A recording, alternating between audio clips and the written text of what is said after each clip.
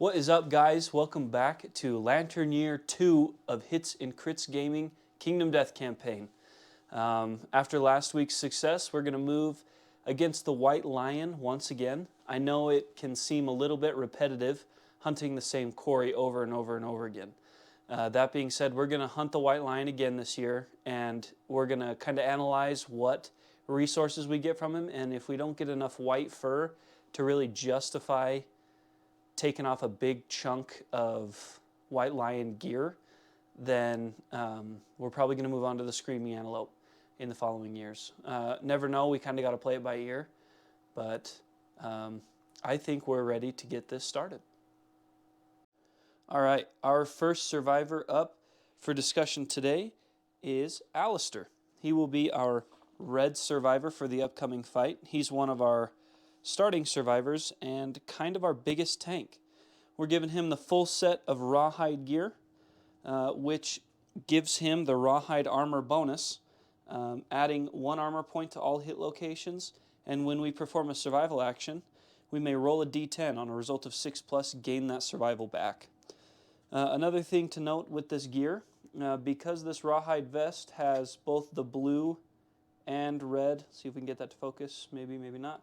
Since we have the blue and red affinities connected, he actually gains +1 evasion token for that rawhide armor, which will make him a little bit harder to hit.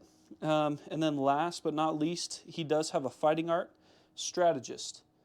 During the showdown setup, after placing terrain, you may add a giant stone face or a toppled pillar terrain card to the showdown board. Next up for our survivors is our green survivor, Zachary. Zachary is another starting survivor, and he is going to be rocking our newly crafted catgut bow and clawhead arrow. Just a reminder on these new weapons, the clawhead arrow is a once per showdown use. It is 1 speed with an accuracy of 6+ with 6 strength. And if we hit the monster, he gains a -1 evasion token. And then the catgut bow has kind of an infinite ammo situation. You roll, it's got 2 speed, an accuracy of 7+, with 3 strength, but it is cumbersome, meaning we cannot move and shoot in the same attack. Moving right on down the list, we get to Urza, who is probably my favorite survivor right now. She is focusing on the fist and tooth weapon proficiency, and she was lucky enough to draw fighting art, Monster Claw style. Her fist and tooth attacks gain +1 accuracy, +1 strength, and savage, which is similar to the critical wound on a bone axe. Savage means that once per attack, if you critically wound, you may remove 2 AI cards instead of 1. So she's got the White Lion helm as armor because I want her to live. I think it'd be awesome for the settlement to get a fist and tooth master. All right, and last but not least, we have a viewer named Survivor, a new one entering the arena with us today. This yellow survivor will be Barathor, and he's going in with a piece of cloth armor and a bone blade. Hopefully his virgin voyage will be successful and he'll be able to do some good damage for us. All right, so our survivors now depart on their hunt phase. We're going to be switching dice today. We're going to go with just the standard game dice, shake it up from those ice dice. Let's go ahead and get this started, revealing our first hunt event. Our first hunt event is Aromatic Breeze. The Hungry Lion sniffs the survivor's musk on the wind. Move the White Lion 1 space towards the survivors on the hunt board. If it moves into the survivor's space, the White Lion ambushes the survivors, which he doesn't, but that does put him 1 space closer. Now we have to roll a random hunt event. So let's jump over to the dice tower and roll that event. All right, so we're rolling 2 dice for a 10s and 1s digit combination. 82. Let's flip over to 82 and see what we got. So, event 82 is Consuming Grass.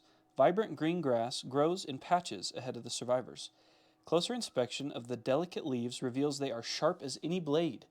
Each survivor rolls a d10. The lowest scoring survivor becomes the straggler. As the survivors carefully pick their way past the verdant hazards, the straggler stumbles into the brush. They roll a d10. Okay? All right, so we are just going to roll for these in order from left to right here that I have them set up. So we'll start with Alistair. Alistair rolls a 10. Not going to be Alistair. Zachary, a 1. Probably going to be Zachary. Urza, a 10. Holy cow, don't waste all the 10s, please. Varathor, a spinner, a 7. Okay, so it is Zachary. Zachary will roll on the table, 1d10. A 9. Okay, that's generally a pretty good result in Kingdom Death. So consuming grass, 2 through 9. Oh, you fall, but manage to interpose something between the grass and your bear skin. Either archive one gear of your choice from your gear grid to protect yourself, or treat this result as if you rolled a 1. Ooh.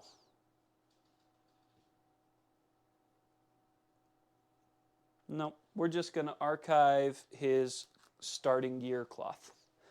We'll archive that and then move on to the next hunt event, which is White Lion Cub. The survivors find a white lion cub. They may choose to slay the cub. If they do, each survivor gains a random basic resource. The event revealer rolls on the table below. We are definitely going to do that because we are here to farm some resources. So 4 free basic resources, we're going to take advantage of that.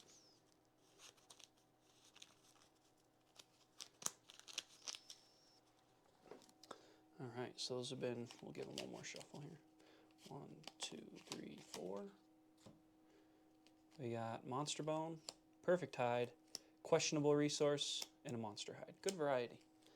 Awesome, and we are 4 resources ahead of the game already. It isn't free, however. We do have to roll on this table and see what happens as a result of our merciless slaughter of the White Lion Cub. A 2. A 2. That is not great. The mother lion appears, overcome with grief. She attacks. Begin the showdown immediately with Enraged in play.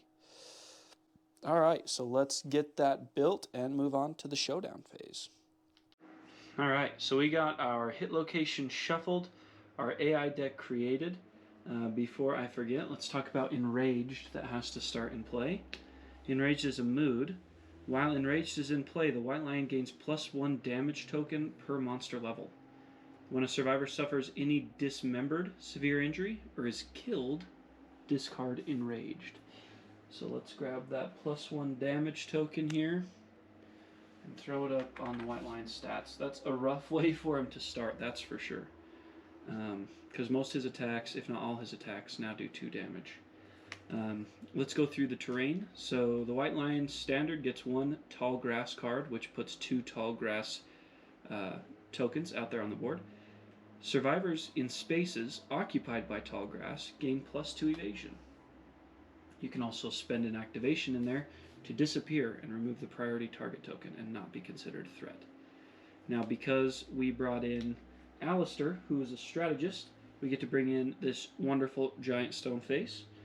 It's an obstacle. It blocks survivor and monster field of view, interrupts ranged weapon attacks and monster targeting. It's also impassable. Survivors cannot move through spaces occupied by this terrain. You can spend your activation, however, to move onto any space occupied by the giant stone face. Ranged weapons gain +2 range and +2 accuracy while atop the giant stone face, which is exactly why Zachary's on top of it, just to start the game so that he can get those bonuses right off the bat. And then the 2 random terrain we picked. First one is 2 Acanthus plants. You can spend your activation to search in an Acanthus plant, and the second one was a pile of debris. You can also spend your activation to search that pile. All right. Without further ado, he will definitely start looking at us. Without further ado, let's go ahead and get things started here, starting off with the White Lion, who draws Combo Claw. And that targets the closest threat facing in range. That's everybody. So we're gonna go after red. 1, 2, 3, 4, 5. I want him to go after red because red has the most armor and the best chance of withstanding his attacks. And he's in the tall grass, so he gets some evasion as well. This attack has 2 speed with an accuracy of 4+, which jumps up to 6+ in the tall grass, and 7+ because of his +1 evasion token. So we got pretty good chance of some misses here. A 1 and a 7. So that will result in 1 hit for Alistair. And you know what? We'll see where this goes before we decide if we want to dodge it or not. Oh, whoa, wrong die. Alright, where does it go? To the legs. We'll take that. We'll take the 2 damage to the legs. I don't feel like we're in too bad of a spot right now where we need to spend our survival to dodge. That being said, we will not be afraid to use the survival because we have a chance to get it back when we do. The next part, if this attack deals damage more than once, draw an AI, and it only dealt damage 1 time. So that's the end of the White Lion's turn. Rolling on over to our survivors here. Let's start things off with Zachary, who's going to shoot this clawhead arrow. Since he's got a total range of 8, 1, 2, 3, 4, 5, no problem. Now this clawhead arrow has an accuracy of 6+, but because he's on the giant stone face, that drops to a 4+. A 5.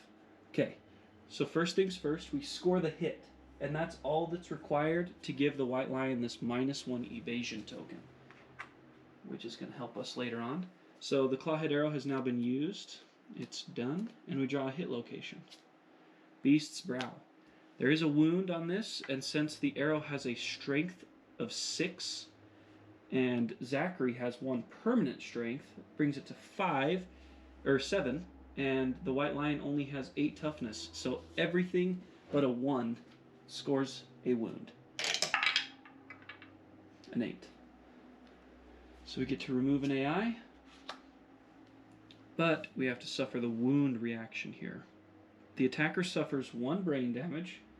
Zachary has no insanity, so that will be a light brain hit for him.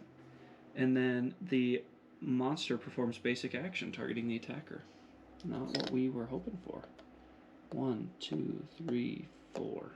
Okay. So the monster's basic action is 2, 2, and now 2. So 2 damage to each of these spots. Oh, good. 1 miss.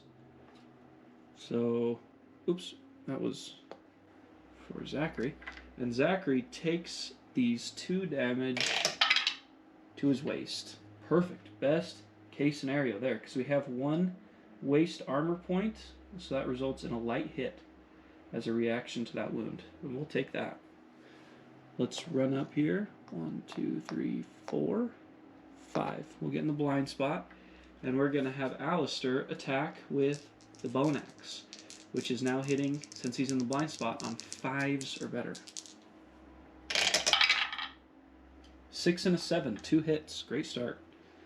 Let's see what we got. Strange Hand has a failure, and Beast's Heel, which has no reaction. So we're going to go after Beast's Heel first. Alistair's Bone Axe has a strength of 3, plus his permanent strength, which puts him at a 4, so we're hitting on 4s or better. And that is a Lantern 10. So, critical wound. Your precise attack ruins the monster's straining tendon. The White Lion is knocked down. What do you know? Persistent injury. Ruptured tendon. When the White Lion starts its movement, roll a d10. On a result of 1, the White Lion is knocked down. Let's keep that in place so that we remember. Now, his Bone Axe has Savage, which just once again, once per attack, if you critically wound, cause 1 additional wound. So we get to remove 2 AI cards for that hit. That is huge for us. Alright, and since the White Lion's knocked down, all reactions on hit location cards are cancelled. So this failure doesn't apply even if we fail. 4+.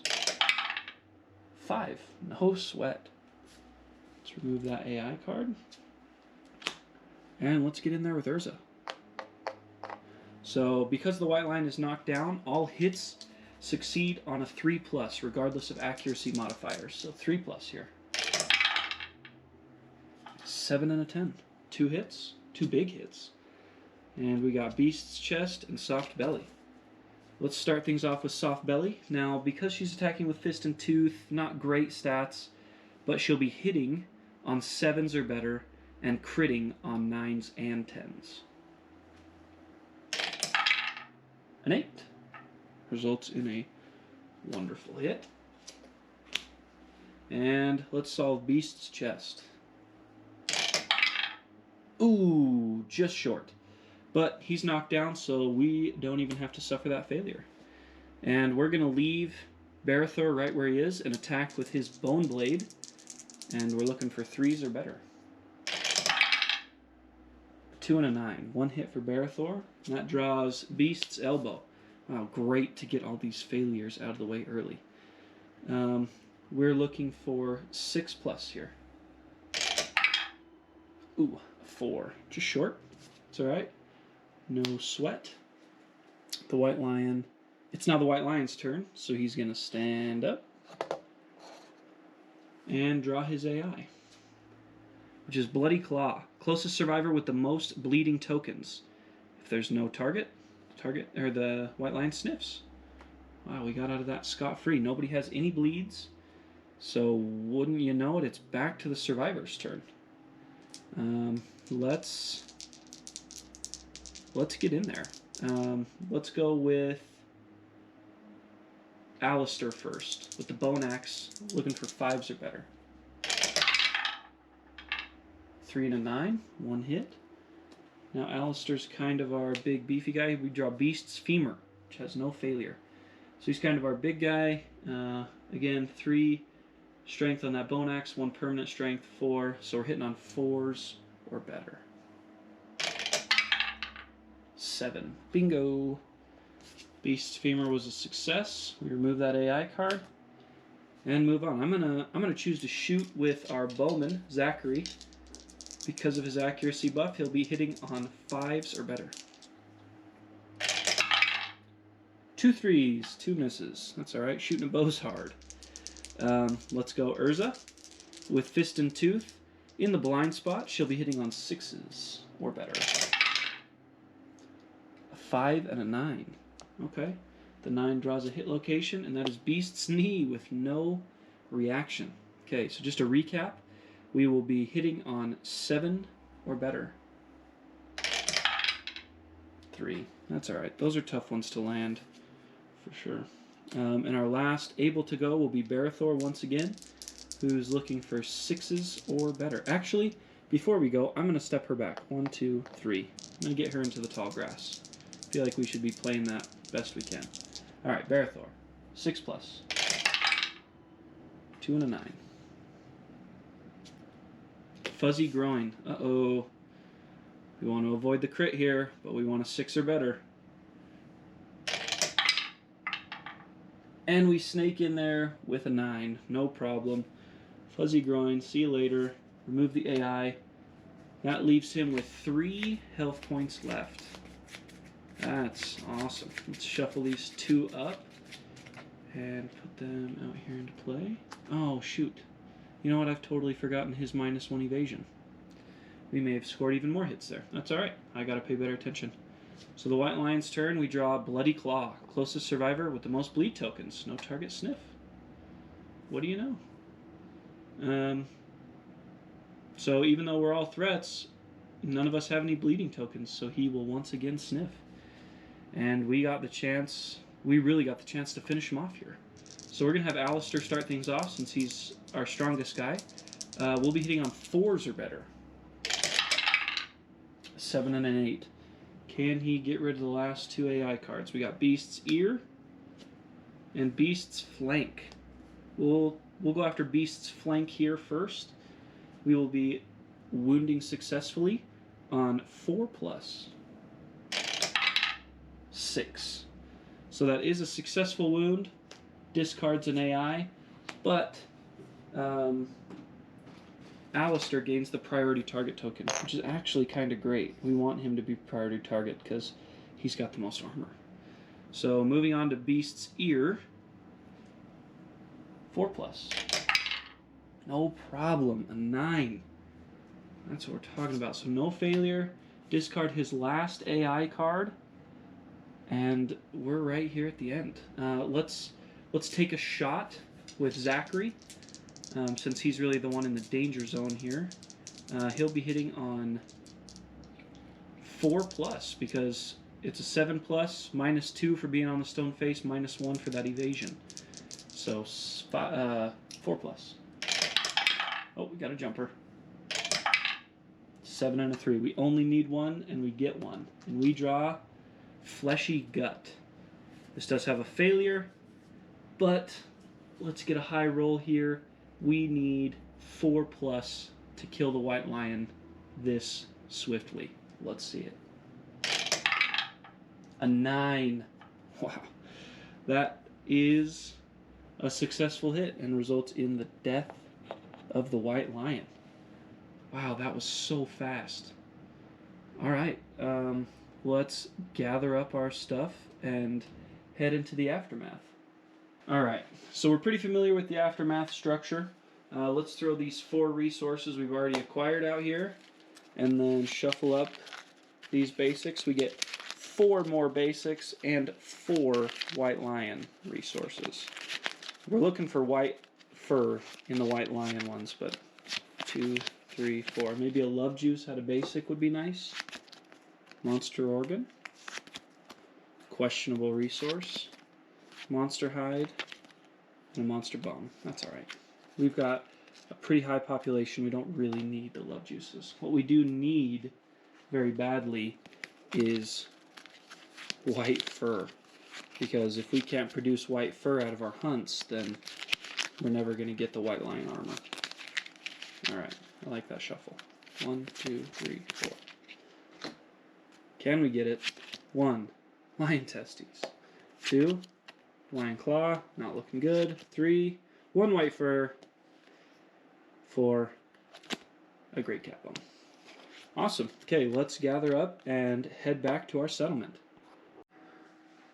Okay, so working through our settlement record sheet, we have returned, gained our 4 endeavors, and we're now updating the timeline. Now, instead of drawing a random settlement event, because of last week's video, we have no choice but to trigger the murder event, and that is thanks to Adine, who drew bone or marrow hunger last.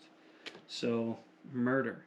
Someone in the settlement has been murdered. The survivor with the highest hunt XP is the victim. They are dead. The murderer, the survivor with the highest insanity, was caught in the act and is awaiting punishment. So we have, that's terrible. We have our top 3 survivors are all the same age. So I'm guessing at that point it comes to me to choose. And I feel like Zachary, even though he did awesome things for us there, is the least valuable of all our survivors. So Zachary, I hate to say it, bud, but you are dead. Which triggers a principal event for us, death. Let's flip there.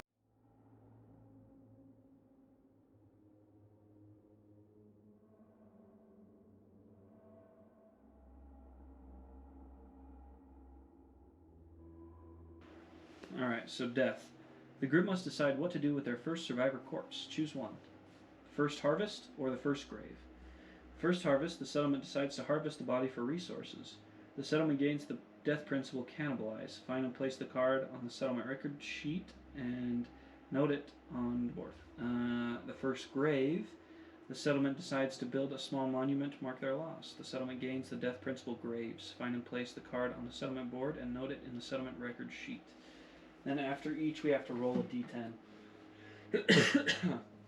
Sorry about that. Just to save on some time, I'm going to go with graves, because in the campaigns I've played, generally, I would like to think that in this situation, I would choose to bury the dead. I feel like it's a more respectful end. So let's roll 1d10 on this graves table and see what happens here. 2. The settlement gathers around the grave, each taking a moment to reflect their loss and their place in the darkness. All departing survivors gain +1 survival and +1 understanding. All right, not great, but with graves, all new survivors gain 1 understanding. When a survivor dies during the hunt or showdown phase, gain 2 endeavors. When the survivor dies during the settlement phase, gain 1 endeavor. Okay, so since we're done with that death principle, we have to return and finish up the murder settlement event, which is pretty much just deciding what to do with the murderer. We roll 1d10 on the table since we have no society principle. That's the one we have to go with. A 2. 1 through 3, the murderer is killed. Losing another survivor always sucks, but I'm not gonna lie, I kind of agree with it. I think that if in this situation Adine murders one of our go-tos, then it's only fair that she gets that right back. So because we have the grave bonus and she dies during the settlement phase, we actually gain an additional endeavor from her death. So I guess it wasn't completely useless. That will complete the settlement event and get us 1 more endeavor. And then moving forward, I would like to spend that endeavor, a monster organ, a monster bone, and a monster hide to innovate. So we have to get rid of these resources and the endeavor to draw from our innovation deck, which is generally a pretty good thing. So we get to draw 4 now because of last week's symposium. We get to draw 4 and pick one. 1, 2, 3, 4, which is over half. It's pretty awesome. So first up, we draw Nightmare Training, then Hovel, Ammonia, and Storytelling.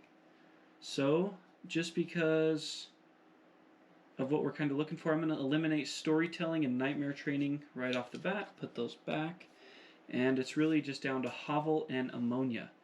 Hovel increases our survival limit by 1, and all departing survivors gain 1 survival. And we get to add the Hovel consequences to the innovation deck, which I know long term we definitely want. Ammonia is a pungent bilious substance ideal for crafting leather and treating wounds, and departing survivors gain a survival. Because we're struggling so badly with acquiring White Lion specific hide, I think we might go with Ammonia, because we may be looking into making a leather set here before too long. So we're going to pick Ammonia and return Hovel to the innovation deck, and I'll add those Ammonia consequences in there for next week. Moving on to our spending of resources.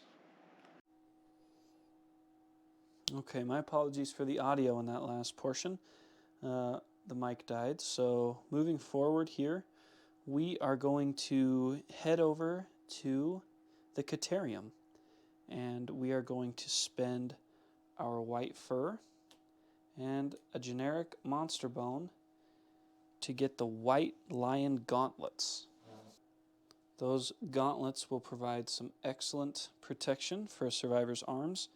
Then I think we're going to stay in the Caterium. Maybe not.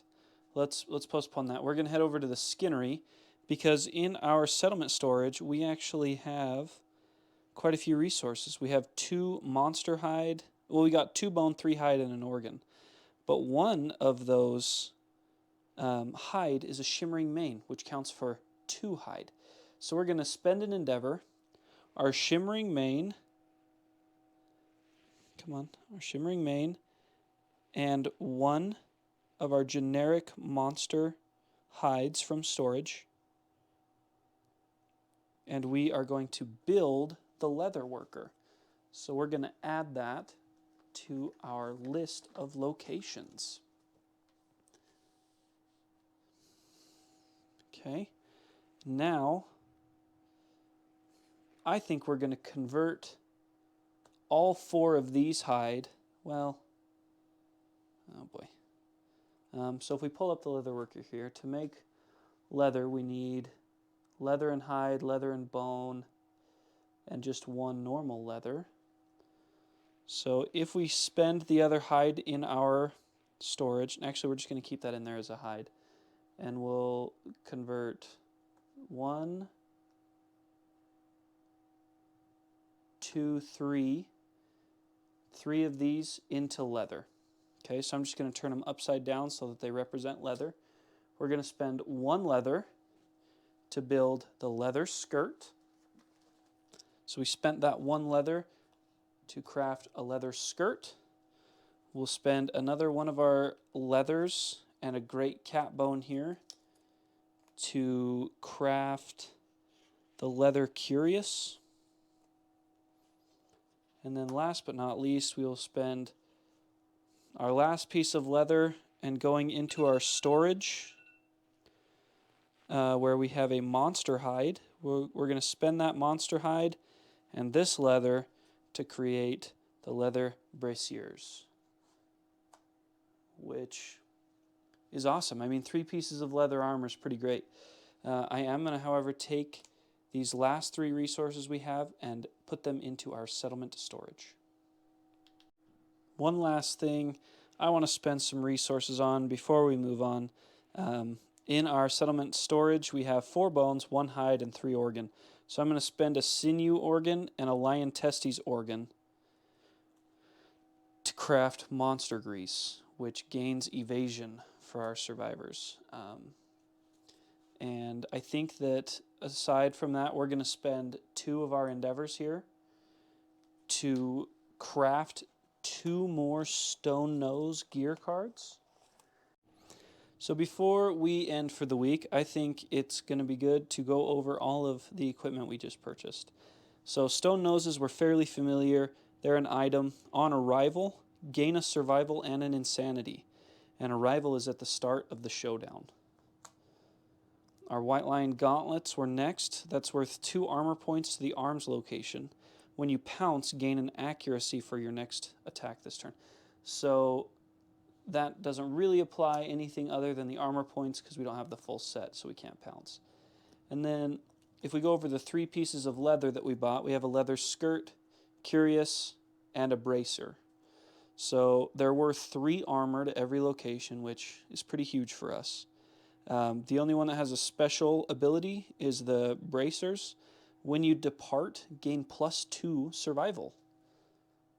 Great, we need more and more survival. And then the last thing we bought was a monster grease. So it's an item, and whoever has this in their gear grid automatically gains 1 evasion. But if you can connect 3 green affinities in your gear grid, you gain an additional evasion. And that ends our development phase, and we're on to preparing our departing survivors. All right, guys, I am pretty dang pleased with how that fight went. The murder settlement event was something that had kind of skipped my mind, and maybe there's a way I could have maneuvered that a little bit better to lose somebody a little less valuable, but unfortunately we did lose 2 survivors this lantern year. We were able, however, to gain a death principle from that, which ultimately in the end allowed us to do a little bit more during our settlement phase. We were able to craft the leather worker, get some leather armor, so there's bright things in our future. I personally don't think we really got enough resources from the White Lion to continue farming him.